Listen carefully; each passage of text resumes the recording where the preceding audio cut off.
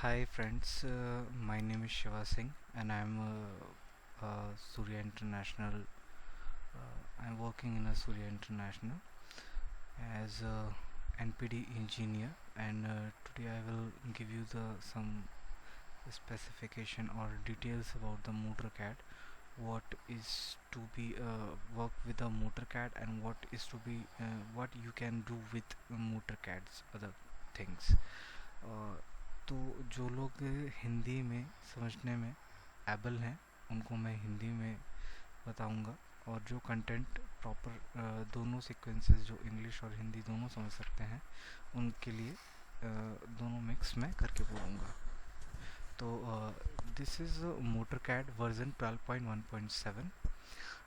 इसके अंदर हम लोग बहुत सारे मोटर्स को डिज़ाइन कर सकते हैं, बहुत सारे मोटर का डेटा निकाल सकते हैं कि वो उसकी एक्सटेंड लिमिट या उसकी रेंज कहाँ तक है। ओके, तो अब हम शुरू करते हैं। What is MotorCAD?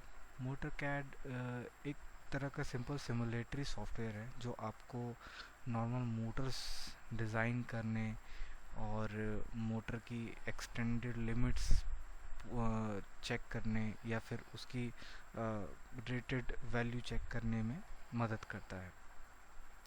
तो कुछ चीज़ें होती हैं जो मैं आपको पहले ही क्लियर कर देता हूँ कि ऐसा मोटर में ऐसे क्या क्या चीज़ें होती हैं जो हमें पता होनी चाहिए बेसिक पर्पसेस के लिए। जैसे कि कोई भी मोटर की रेटेड वोल्टेज या रेटेड करंट या कोई भी रेटेड वैल्यू जो होती है वो डिफ़ाइन की जाती है कि यूज़र पर्सन कौन है, वो उसको यूज़ कौन करने वाला है। तो आपके दिमाग में होता है कि जो हम मोटर मार्केट से ख़रीद के लाते हैं या फिर हम बाय कर रहे हैं या किस फॉर्म में कर रहे हैं, तो उसका स्पेसिफिकेशन होता है, उसकी कुछ रेटिंग्स होती हैं। वो रेटिंग्स हम बराबर चेक करते हैं ताकि हम लोग को उसकी वैल्यू अच्छी तरह से और रिटेन वैल्यू में मिल सके, पता चल सके कि हम क्यों ख़रीदना चाह रहे हैं। जस्ट इमेजिन आपको आपके घर के लिए एक मोटर ख़रीदनी है।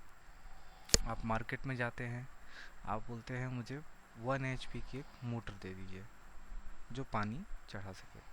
अब आपने रेटिंग रेटिंग नहीं बताई उसको, तो रेटिंग नहीं बताई, रेटेड वोल्टेज नहीं बताई, तो क्या होगा? रेटेड वोल्टेज नहीं बताई तो अगर वो आपको उठा के 1 kV की मोटर दे दे, 1 kV मतलब 1000 वोल्ट, या आपको बोल दे कि ये मोटर 440 वोल्ट्स पे वर्क करेगी, या घर पे आपको आके पता चले कि 440 वोल्ट्स पे वर्क करने वाली है, आप बोलोगे कि नहीं मेरे को तो 220 वाली चाहिए थी। तो वो सब चीज़ें डिफ़ाइन करते हैं कि आप किस रेटिंग की वैल्यू, किस रेटिंग की चीज़ें आप लेना पसंद करते हैं या लेना चाहते हैं हमेशा से।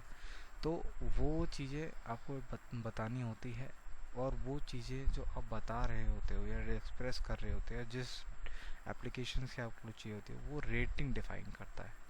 तो सेम एज दैट थिंग कि आप जब मोटर डिज़ाइन करो तो पहली चीज़ आपके दिमाग में एकदम क्लियर होनी चाहिए कि मोटर 0 वोल्ट से लेकर उसकी बर्निंग लिमिट तक, बर्निंग लिमिट मतलब वो वोल्टेज या वो करंट या वो पावर जिसके बाद या तो मेटल ख़राब हो जाएगा, वो अपनी जो जिसके लिए उसको आपने ख़रीदा है वो अपनी वो प्रॉपर्टीज़ लूज़ कर देगा। बहुत सारी चीज़ें हैं। फिर चाहे आप मेटल की स्टैम्पिंग्स ले लो, वाइंडिंग ले लो, इंसुलेशन ले लो, मैग्नेट्स ले लो, शाफ्ट ले लो, कुछ भी ऐसा पर्पस आप लेते हो, तो अगर आप उसकी लिमिट्स क्रॉस करते हो तो वो बर्न आउट हो जाएगा या ख़राब हो जाएगा। तो एक चीज़ आपको दिमाग में एकदम क्लियर होनी चाहिए कि जब आप मोटर बना रहे हो तो मोटर बनाने के दौरान में आप 0 वोल्ट से उसकी बर्निंग लिमिट तक आप उसको डिज़ाइन करते हो। तो ये एक तरह का सिनेरियो है जिसके थ्रू हमको समझ में आता है कि हम कोई भी मोटर डिज़ाइन कर सकते हैं विद इन परमिसिबल लिमिट्स। लेकिन कभी भी ऐसा नहीं होता कि आप 1000 वोल्ट की मोटर है तो आप उसे 2 वोल्ट पे ही चला सकते हो। बिल्कुल चला सकते हो, बिल्कुल हो सकती है, या बिल्कुल आप उसे दे सकते हो। ऐसा नहीं होगा कि 2 वोल्ट पे वो इंटेंसिफाई नहीं हो रहा होगा, लेकिन उसकी परमिसिबल लिमिट्स, अगर थ्रेशोल्ड वैल्यू उसकी 20 वोल्ट्स है और रेटेड वोल्टेज उसकी 48 वोल्ट है, तो ऐसा कभी नहीं होगा कि वो 21 पे ना चल रहा हो, क्योंकि 48 से कम है और 21 पे है तो ऐसा लोगों को लगे कि ना चल रहा होगा। चल रहा होगा, इंटेंसिटी क्रिएट कर रहा होगा। ऐसा बिल्कुल नहीं होगा कि 20 से पहले पहले में वो बंद हो जाएगा। बंद नहीं होगा, वो ख़राब होने की स्टेट में आना शुरू हो जाएगा, क्योंकि रेटेड क्या होता है, रेटेड वोल्टेज और रेटेड करंट पे हमें रेटेड स्पीड और रेटेड टॉर्क की जो डिमांड होती है वो हमें अचीव हो रही होती है। इसलिए हमने इसको, इस मोटर को एप्लीकेशंस में इस्तेमाल करना शुरू किया है। तो ये तो हो गई प्राइमरी बात। तो अब मैं आपको एकदम क्लियर करता हूँ कि इस मोटर को जो आपके सामने दिख रहा है, ये इन शाफ्ट मोटर है, BLDC का इन शाफ्ट मोटर है। तो इसमें आपको ऊपर जो बहुत सारे ऐसे पॉइंट्स दिख रहे होंगे, इसमें आप यहाँ सेलेक्ट करोगे तो आपके पास 4 पॉइंट्स आपको दिखाने होंगे। 4 तरीके होते हैं एक मोटर को डिफ़ाइन करने के। पहली चीज़ होती है ई मैग्नेटिक्स, जिसके अंदर आप इसके टोटल मैग्नेटिक कैरेक्टरिस्टिक्स, फिर चाहे वो इसकी ब्रेकडाउन स्ट्रेंथ हो या फिर कितनी पावर कंज्यूम करने वाला है ये हो, ये सब चीज़ें डिफ़ाइन करता है। नेक्स्ट आता है थर्मल। थर्मल कैटेगरी में आता है कि आपका किस जगह पर कितना टेम्परेचर है, कौन से मटेरियल को कितना हार्डनिंग करनी है या कितना सॉफ्ट करके रखना है, या किस तरह का उसको डिज़ाइन करना है ताकि प्रॉपर कूलिंग वहाँ तक पहुँच रही हो। तो ये सारी चीज़ें थर्मल में आती हैं। लैब में आ गई कि आपने एक मोटर डिज़ाइन कर लिया, थर्मली उसको कंपाइल कर लिया, फिर उसके बाद आप लैब में उसको चेक कर रहे होते हो whether it is suitable for you और नॉट, ताकि उसके अंदर आप बहुत सारे कैरेक्टरिस्टिक्स पता कर सकते हो कि हाँ, अगर मैं इसको इस जर्क मोड में चलाने की कोशिश करूँ तो क्या होगा, इस तरह से ऑपरेट करूँ तो क्या होगा। मैकेनिकल में फिर आपका डायमेंशनल वेज आ जाते हैं कि इसके यहाँ कॉर्नर्स बन रहे हैं कि नहीं बन रहे, यहाँ सेंटर ऑफ रेडियस आ रहा है कि नहीं आ रहा है। तो ये सारी चीज़ें इन चारों में कंटेन्ड है। तो एक ये चारों चीज़ें कंटेन करके एक मोटर को डेवलप करती है। तो इसके जितने भी अलग अलग, अब आप यहाँ देखेंगे कि यहाँ मोटर टाइप्स भी हैं। तो यहाँ brushless permanent magnet, induction motor, synchronous motor, slip ring Motors, तो बहुत सारे कैटेगरीज दी हुई है। तो आप यहाँ पर जाके अपनी कैटेगरी सेलेक्ट कर सकते हैं और वो चेक कर सकते हैं जो हम लोगों को यूज़ करना है।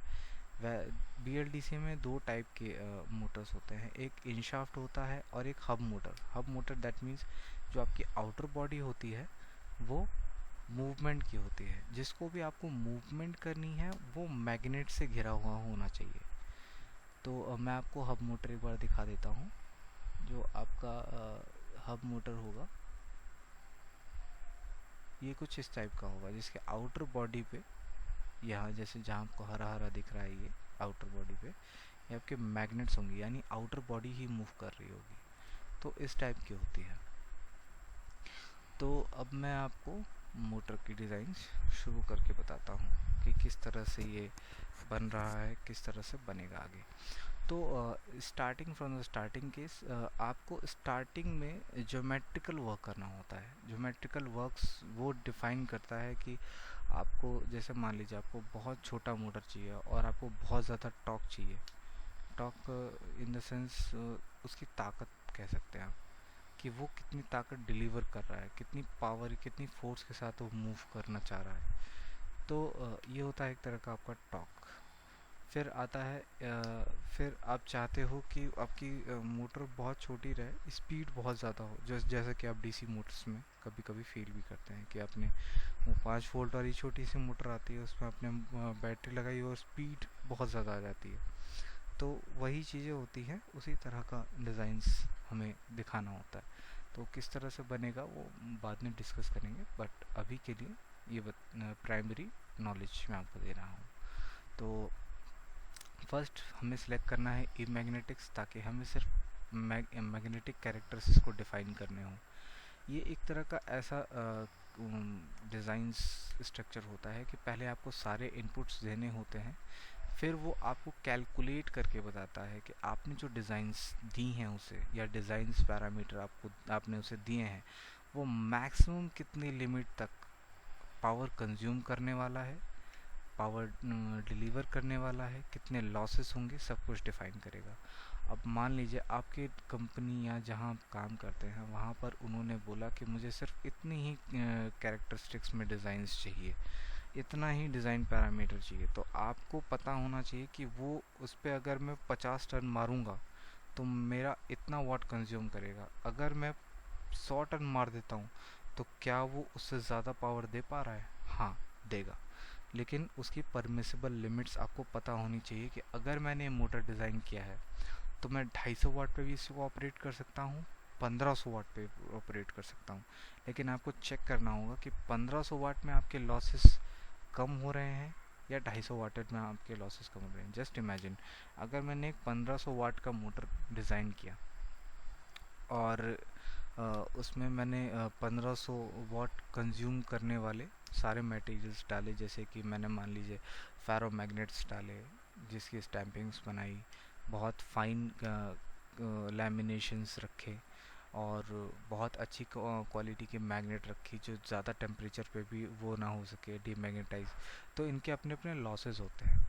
जस्ट इमेजिन, अगर मेरे 1500 वाट देने पर ये मोटर मूव कर रही है, रेटेड स्पीड, रेटेड टॉर्क सब दे रही है, लेकिन लॉसेस 200 वाट की है, तो 1500 वाट तो इसने अपने हिसाब से कंज्यूम किया, प्लस लॉसेस इसने जो किए उसको आप और ऐड करेंगे तो 1700 वाट ही कंज्यूम कर रहा है।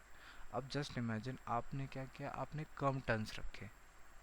आपकी कल को कंपनी ने आपको बोला कि मुझे यही वाला चाहिए, बस कम वाटेज में मेरा काम करके दे दो। स्पीड, आप मान लीजिए आपकी स्पीड और टॉर्क दोनों आपकी लिमिट्स के अंदर आ गए, तो आपने टॉर्क के लिए और उसको मोटर वाइंड करके दे दी। अब मोटर वाइंड करने के बाद में प्रॉब्लम्स क्या आई कि मोटर वाइंड तो आपने 250 वाट के हिसाब से किया, लेकिन अब वो मोटर 300 350 वाट कंज्यूम कर रही है। उसका एक रीज़न है, उसका बिहाइंड द रीज़न ये है कि आपने जितने पोल्स उसको पहले दिए थे अभी भी वही हैं, क्योंकि मैकेनिकल डिज़ाइन तो आप चेंज नहीं किया आपने, तो उसके दौरान आपने जो चेंजमेंट नहीं की, आपने वो किया, तो इसके अपने लॉसेस जो थे वो अभी भी रह चुके हैं। तो वो आपको 100 वाट या जो 150 वाट आपके एक्सेस कंज्यूम हो रहे हैं वो आपके इसी वजह से हो रहे होते हैं। तो अब शुरू करते हैं। अब जस्ट इमेजिन, मैंने अब ये सारी चीज़ें हो गई हैं। आपको इस साइड में जो दिख रहा है ये आपको स्टेटर डायमेंशंस, यानी जो आउटर बॉडी के डायमेंशंस है जिसको आपको वाइंड करना है, उसके डायमेंशंस ये होते हैं। आपको रोटर डायमेंशंस जो इधर आपको इनपुट देने हैं वो आपको इधर सारे के सारे इनपुट्स को देना होता है। तो स्टेटर डायमेंशंस की बात करूँ तो मैं, आपका स्लॉट टाइप क्या होगा, स्लॉट टाइप आप पैरेलल टूथ देते हैं तो ये टूथ एकदम पैरेलल होते हैं, एकदम सामने सामने। तो ये इस टाइप के टूथ्स होते हैं कि अगर आप टूथ देखो तो ये अगर मैं इसको पैरेलल टूथ स्क्वायर बेस अगर कर दूं तो आपको दिखेगा कि ये जो टूथ है उसके नीचे, यानी जो उसका बेस है, स्क्वायर हो जाता है। अगर मैं इसको इस तरह से देखूं तो ये स्क्वायर्ड हो जाते हैं। अगर मैं आप इसके बीच में एक लैमिनेशंस या वो डाल दूं, वेज डाल दूं ताकि ये दिखे, तो एकदम आपको स्क्वायर दिखाई दे रहा होगा इस वक्त ये। तो फिर आता है आपका parallel slot. Parallel slot that means ये जो स्लॉटेड्स हैं, ये स्लॉट है, ये आपको पैरेलल डायमेंशंस में दिया जाएगा। वेदर इट इज़ कि इसकी टूथ की विड्थ कितनी हो गई है, इरेगुलर है, मगर जितनी भी है ये आपको स्क्वायर में आपको मिलेगा। ये उस कंडीशन में किया जाता है जैसे आपको एकदम सॉलिड कंडक्टर्स डालने होते हैं जो हिल नहीं सकते। जैसे हम जो वाइंडिंग्स करते हैं वो मूवमेंट के थ्रू अंदर इनपुट कर दी जाती है। कुछ मोटर्स होते हैं उसके अंदर आप बहुत ही मोटी लेयर डालते हैं वाइंडिंग्स की ताकि वो मूव ना कर सके। बहुत हाई एफिशिएंसी की मोटर्स होती हैं। और फिर आता है स्लॉटलेस, जिसके अंदर आपको स्लॉट्स नहीं होते, आपको सिर्फ कंडक्टर या बार के फॉर्म में अंदर इनपुट देना होता है। फिर आता है आपका form wound. Form wound that means कि आपको स्लॉटेड जो आपको छोटे छोटे छोटे छोटे दिख रहे हैं, इसके अंदर वाइंडिंग्स जाती है, फिर वेज डाला जाता है, फिर इंसुलेशन, वो जो वेज अब मैं आपको बता रहा हूँ वो इंसुलेशन के फॉर्म में इसमें इनपुट किया जाता है। फिर आता है tapered slot. Tapered slot that means इसके हर एक एंड पर इंसुलेशन कवरिंग की हुई होती है। तो हम जो ले रहे हैं वो है पैरेलल टूथ।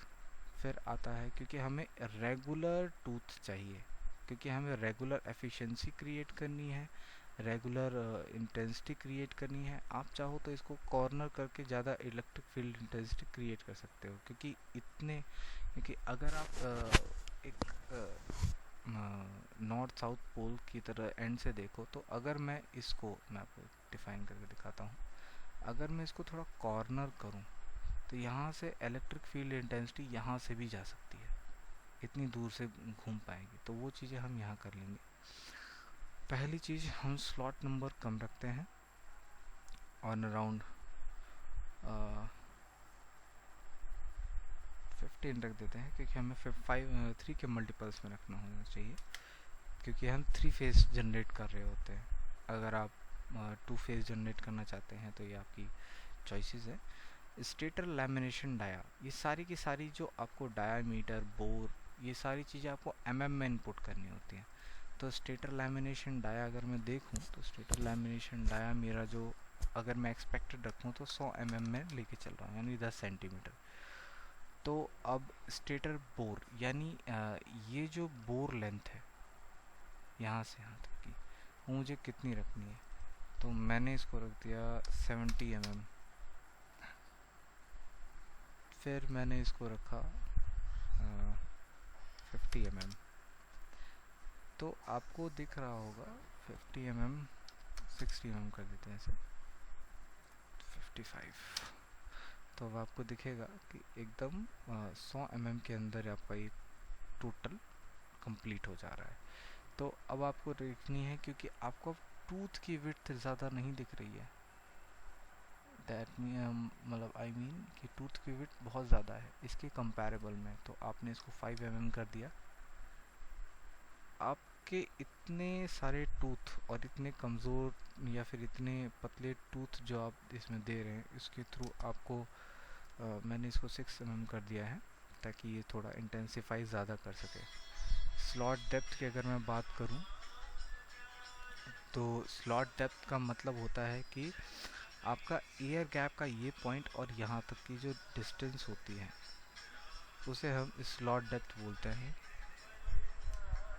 तो स्लॉट डेप्थ आप इसको कम कर सकते हैं, जैसे इसको आपने कर दिया, क्योंकि आपको थोड़ा सा कम करना है तो मैं इसको 16 कर देता हूँ, ताकि ये थोड़ा मैग्नेटिक स्ट्रक्चर या फिर मैकेनिकल स्ट्रक्चर थोड़ा स्ट्रॉन्ग हो सके, क्योंकि आपको ऐसे बहुत सारी स्टैंपिंग्स नीचे देनी होती है। क्योंकि अगर ज़रा सा भी मैंने एक्सेस यहाँ से कटिंग कर दी तो वाइंडिंग्स तो ज़्यादा आ जाएंगी, लेकिन मैकेनिकली उसको एक मैग्नेटिक फील्ड टेंसी या फिर फ्लक्स को पास होने के लिए एक रेज या फिर जो डिस्टेंस है वो कवर नहीं कर पाएंगे, बहुत छोटे से एरिया से गुजरेंगे जहाँ पर वो ज़्यादा टेम्परेचर क्रिएट कर सकते हैं। स्लॉट कॉर्नर रेडियस, जिसकी मैं अब तक बात कर रहा था, कि अगर आप इसको ज़रा सा भी कर्वी करते हो तो यहाँ से फ्लक्स लाइंस पास होने के लिए उसको इस जगह का एरिया नहीं तय करना पड़ेगा, वो सिर्फ और सिर्फ बॉडी के अंदर से ही ट्रैवल कर लेगी।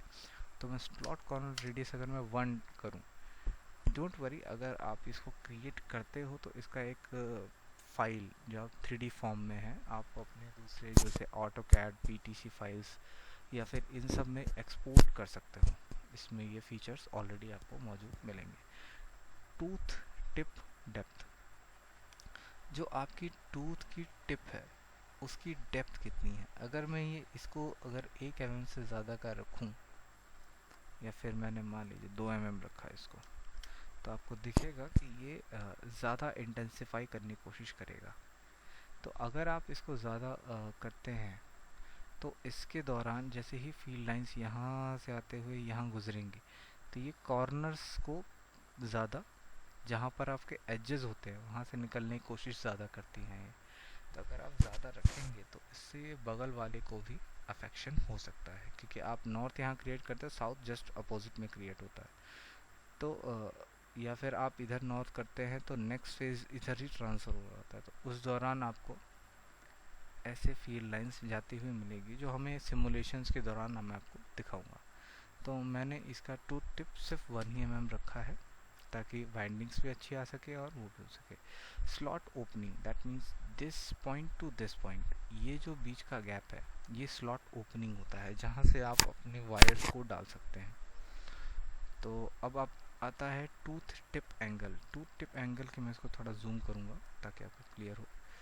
ये जो एंगल होता है, ये दिस पॉइंट से दिस पॉइंट तक का एक एंगल होता है, उसे हम टूथ टिप एंगल बोलते हैं।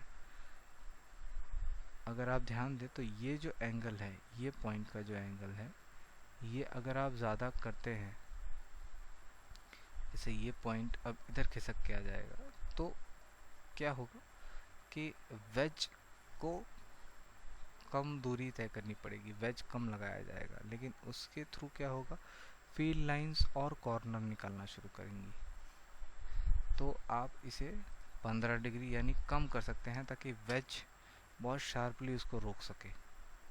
तो आपने देखा यहाँ पर इसका यहाँ से यहाँ तक का एंगल कम हो गया है। स्लीव थिकनेस, बहुत सारे मोटर स्लीव्स का यूज़ करते हैं जिससे मोटर का जो स्टेटर है और रोटर है उसके बीच में कोई प्रॉब्लम ना क्रिएट हो, यानी एक तरह का सेपरेटर होता है वो जो स्टेटर और रोटर को अलग अलग करता है। तो आप जब इसको चेक करेंगे तो आप इसे 1 mm अगर करते हैं, फॉर गॉड सेक मत करिएगा क्योंकि वो स्लीव लगाने का और खर्चा पड़ जाता है। तो जैसे आप देख रहे हैं अब रोटर के स्टेटर के आगे में लैमिनेशंस आ चुके हैं जिससे रोटर का पार्ट की बॉडी और स्टेटर के पार्ट की बॉडी बहुत अलग अलग हो चुकी है, क्योंकि जितना पतला आप स्लीव रखते हैं उतना कॉस्टली आपको मिल रहा होता है मार्केट में। तो आप अब देखेंगे तो आपकी स्टेटर और रोटर के बीच में एक पतली सी ब्लू कलर की लाइन आ गई है जिसे आप स्लीव बोलते हैं। अब आता है पोल नंबर। मैं ऑलरेडी पहले आपको बता चुका हूँ कि जो पोल्स, ये रोटर वाली जो साइड है, ये टोटल आपके इनसाइड व्यू को डिस्टॉर्ट मेक या फॉर्म कर सकती है। तो अब आता है सरफेस रेडियल्स। ये एक तरह का रोटर टाइप क्या है कि आप मैग्नेट को कहाँ प्लेस करना चाहते हो, सरफेस के ऊपर रेडियली, सरफेस के ऊपर पैरेलली। सरफेस के ऊपर पैरेलली मतलब ये और ये एकदम पैरेलल होंगे, इस टाइप का करना चाहते हैं। सरफेस इस टाइप का, जैसे आपको एक स्क्वायरियल टाइप का मिल जाएगा जिसके कोने कोने में आपको देना हो, या आपकी इसकी डायमेंशंस आप चेंज कर सकते हो यहाँ से, जो भी आप सिलेक्ट करोगे। जो हम लोग सिलेक्ट करते हैं वो होता है surface radial, insert radial. That means अगर आप इस रोटर को हटा दें तो ये बॉडी इसको फिक्स करने का काम करती है। तो आप जब सरफेस इंसर्ट पैरेलल करेंगे तो आपको एक कट सा मिलेगा। ये जो कट है ये आपको कट मिलेगा ताकि इसके बीच में ये जो मैग्नेट है इसको फिक्स कर दिया जाए। जो आप करते हैं, जो आपको मार्केट में मिलेगा वो इस टाइप का डिफाइन होगा। नॉच डेप्थ, ये जो नॉच है ये आप कितने डेप्थ तक रखना चाहते हो। अब जैसे मैंने मान लीजिए 1 mm तक रखना चाहा, तो ये आपको जो नॉच मिल रहा है ये आपको यहाँ दिखेगा। ये स्पेशली रखा तो नहीं जाता मगर मैक्सिमम कंपनीज इसको डिफाइन करने के लग रहे जिससे इसकी बॉडी थोड़ी हल्की हो जाए। नॉच आर्क आउटर, जो आपका जो ये आर्क है ये आप कितने में करना चाहते हो। जैसे 15 mm कर दिया मैंने, तो आप देखोगे ये और कम हो रहा है। तो अगर मुझे इसको रखना है या नहीं रखना है ये डिपेंड करेगा कि मैं नॉच रखना चाहता हूँ कि नहीं। तो मेरा आंसर है नहीं, मैं नॉच तो नहीं रखना चाहता। तो अब आता है मैग्नेट थिकनेस। मैग्नेट कितना मोटा होना चाहिए, कितना तो मैंने 3 mm डाला जिससे मेरी मैग्नेटिक प्रॉपर्टीज़ पे फ़र्क भी पड़ेगा, प्लस वो कितने दिनों तक स्टेन कर पाएगी उसका भी एक डेफिनेशन होगा मैग्नेटिक आर्क। जो ये आर्क आपको दिख रहा है, क्या ये 180 है? नहीं। तो अगर आप इसको कट करें तो आपको पता चलेगा कि ये 140 में डिवाइडेड है। अगर आप इसे 180 करते हैं तो आपको साफ दिखेगा असर कि ये टोटल कवर कर चुका है। इसलिए आपने इसको 140 ही रहने दिया, क्योंकि आपको फिक्स करना, एडेसिव्स लगाना उसमें कॉस्टली पड़ सकता है। मैग्नेट सेगमेंट्स, दैट मीन्स ये मैग्नेट एक अकेला नॉर्थ है, ये फिर साउथ है, फिर नॉर्थ है, फिर साउथ है, तो ये एक अकेला मैग्नेट है, इसलिए 1 सेगमेंट्स लिखे हुए हैं एक मैग्नेट पोल के लिए। आप इसे 2 करेंगे तो 2 जोड़ी हो जाएगी एक तरह की, बट कोशिश करिएगा एक ही रखिए, क्योंकि अलग अलग मैग्नेट्स एक साथ नहीं रख सकते, उसमें अलग अलग पोलैरिटी डिफाइन होने लगती है, रिपल जनरेट होने लगता है। तो अब आता है एयर गैप। एयर गैप है कि पहले हम लोग का यहाँ से यहाँ तक का दूरी 1 mm था, जो कि ऑलरेडी 1 था, हमने फिर स्लीव्स लगा दिए, तो आप इसे 1.5 कर सकते हैं, जिससे आपको बराबर एयर गैप मिल जाए। तो आपने इसके बीच का जो गैप था उसको ठीक रखा, या आप इसे 1 mm ही रहने दीजिए, क्योंकि दोनों के बीच में गैप होना बहुत ज़रूरी है। शाफ्ट डाया आप देखें तो जितनी मोटी शाफ्ट की रिक्वायरमेंट आपको डिज़ाइनर ने दिया कि मुझे सिर्फ इतनी ही मोटी शाफ्ट चाहिए, तो उतनी मोटी शाफ्ट आप यहाँ पे डाल सकते हैं। जस्ट इमेजिन 20 mm की एक शाफ्ट, यानी 22 सेंटीमीटर की एक शाफ्ट दी। शाफ्ट में होल चाहिए कि नहीं चाहिए? तो हाँ, अगर आप मान लीजिए मैंने दे दिया 1 mm का होल है, तो आपको यहाँ पर एक छोटा सा होल भी दिखेगा। वो डिफ़ाइन करता है आपके एप्लीकेशंस क्या क्या हैं, तो हमने उसको वापस से हटा दिया। फिर आता है, ये तो हो गया पार्ट आपका रेडियल, जो भी आपका रेडियल पार्ट था वो आपने कंप्लीट कर लिया। अब आता है आपका axial part. Axial part that means आपका ये फ्लैटेंड है। इसके दौरान आप देख सकते हैं कि ये जो फ्लैटेंड सरफेसेस हैं, इसको आप किस तरह से देना चाहते हैं कि इसकी लेंथ कितनी हो। This reference to this reference, this is 100। तो आप इसकी stator lamination length, sorry stator lamination length ये है, यहाँ से यहाँ तक की जो आपकी दूरी है वो है। मोटर की लेंथ ये इस तरह की है। तो स्टेटर लैमिनेशन लेंथ अगर मैं 100 mm रखना चाहता हूँ, that is my choice. Okay, मैंने पहले ही रखवा दिया था। तो स्टेटर बोर, ये पहले के गैप्स हैं, सारी चीज़ें जो एक्सेस इसमें दी गई है वो सब पहले की दी हुई है, जो मैंने रेडियल में इनपुट की थी। तो अब बात आती है मोटर की लेंथ 220 mm का मतलब हो गया कि 22 सेंटीमीटर की एक मोटर मैं डिज़ाइन कर रहा हूँ, जिसके अंदर आउटर शेल, एक्सल और सारी चीज़ें, बैरिंग्स वगैरह सब आ जाएंगी। तो मैंने, मान लीजिए मैंने 200 mm का एक मोटर लेंथ डिफ़ाइन कर दिया। Stator lamination length, stator lamination की लेंथ अगर मैं इसको करूँ कि ऑन अराउंड 100, तो अब आपको दिखेगा कि अब लैमिनेशन जो था अब आपका उस साइज़ में आएगा। या आप उसे वापस करें तो आपको पता चलेगा कि ये और जो आपका रोटर का लैमिनेशन लेंथ है वो सेम रहेगा। तो उस कैटेगरी पे भी ध्यान नहीं देते। मैग्नेट की लेंथ जो आपकी है वो सेम होनी चाहिए, ताकि ये दोनों रिपल ना जनरेट कर रहे हो, 1 mm भी इधर उधर नहीं होना चाहिए। मैग्नेट सेगमेंट 1 है, स्लीव सेगमेंट 1 है, एकदम करेक्ट है। रोटर लैमिनेशन लेंथ एकदम सही है, क्योंकि तीनों को बराबर होना होगा। एंड वाइंडिंग ओवरहैंग, यानी एंड वाइंडिंग की बात करें, ये और ये पार्ट, ये आपका निकली हुई वायर्स है, जो आप अभी लेटेस्ट देखेंगे, जिसमें वायर्स जब आप वाइंड कर रहे होते हैं तो बाहर निकल जाती है, काफ़ी बाहर निकलती है, क्योंकि आप एकदम जब उसे वाइंडिंग कर रहे होते हैं तो उस दौरान पे आपको पता चलता है कि उसमें एक्सेसिव वायर्स थोड़ी थोड़ी बाहर, यानी जैसे 3 mm, 4 mm, 5 mm wire length के हिसाब से बाहर निकल रही होती है।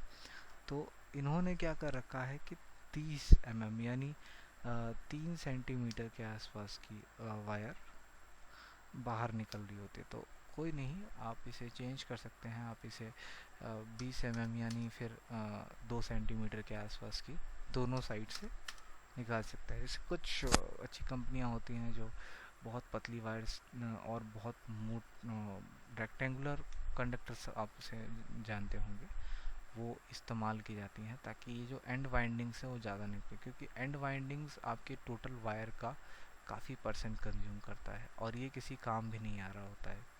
वेदर, क्योंकि ये वायर से करंट भी ड्रॉ हो रहा है, तो इससे थर्मल टेम्परेचर, थर्मल एक्सेसिबिलिटी भी एक्सेस अमाउंट में क्रिएट होने लगती थी। तो इस दौरान आप समझ पा रहे हैं कि ये एक डेटा आपको कंप्लीट हुआ। अब बात आती है आपकी 3D में, क्योंकि जो 3D वाला जो डेटा है, 3D वाला जो डेटा है उसमें आप देख पाएंगे कि जो जो आपने डेटा इसको प्रोवाइड किया था, जिसमें आपकी स्लीव्स भी हैं, ये सब आ रहे होते हैं। तो आप कितना स्लीव रखना चाहते हैं, नहीं रखना चाहते हैं, मेरे हिसाब से तो ना ही रखें, क्योंकि स्लीव्स कहीं बहुत सारी मोटर कंपनीज इस्तेमाल नहीं करती। लेकिन अगर आप बहुत अच्छी और एफिशिएंट मोटर चाहते हैं कि सालों साल चले, तो एफिशिएंसी को बढ़ाने के लिए एटलीस्ट स्लीव्स का इस्तेमाल ज़रूर करिएगा। तो मैं यहाँ से स्लीव हटा देता हूँ। तो आपने आप जब देखेंगे तो हर जगह से स्लीव्स हट चुकी हैं, यहाँ से भी। तो ये आपका एक मोटर का डिज़ाइन तैयार है। जिस मोटर को आप इस्तेमाल करना चाहते थे या बनाना चाहते थे, वो उसका एक छोटा सा डायमेंशनल व्यू तैयार है, जिसमें ये आपका जो येलो पार्ट है ये आपको वाइंडिंग को दर्शाता है, रेड पार्ट आपका स्टैंपिंग्स को दिखाता है, ब्लू पार्ट आपका जो शाफ्ट है उसकी हार्ड पार्ट यानी सॉलिड पार्ट को दिखाता है, ग्रीन पार्ट जो है आपका ये आपके मैग्नेट को, और ग्रे पार्ट जो है ये आपका शाफ्ट को दिखाता है। ये आपका टोटल ज्योमेट्रिकल डायमेंशनल व्यू तैयार होता है। हम नेक्स्ट सेशन में आपको बताएंगे कि किस तरह से वाइंडिंग क्रिएट की जाती है। जब तक आप इसकी डिज़ाइंस के व्यूज़ में पढ़ सकते हैं, अपने डिज़ाइन सॉफ्टवेयर के थ्रू सिमुलेट कर सकते हैं। अगर कोई आपको डाउट होता है तो आप कमेंट सेक्शंस और बाकी टर्म्स में मैं अपना ईमेल आईडी और व्हाट्सएप ग्रुप कॉन्टैक्ट लिंक्स नीचे कमेंट सेक्शंस के ऊपर मैं आपको दूंगा। आप उसमें जाकर क्वेश्चन पूछ सकते हैं। Thank you.